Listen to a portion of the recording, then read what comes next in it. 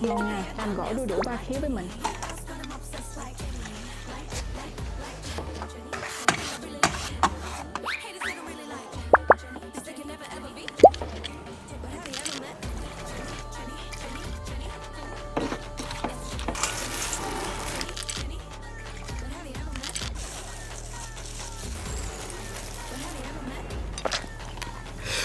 Ba khía giòn giòn, ăn nghe mùi sống sống. Nếu mà bạn nào không biết ăn tanh thì nó cũng hơi tanh tanh đó. Các bạn ơi, nó rất là ngon quá. Cái đậu phộng thì nó bùi, ớt nó se se. Cái húng lủi với cái quế này nó làm cái món gỏi này là 100 điểm. Nói chung là nó tuyệt vời, số dách number one đó.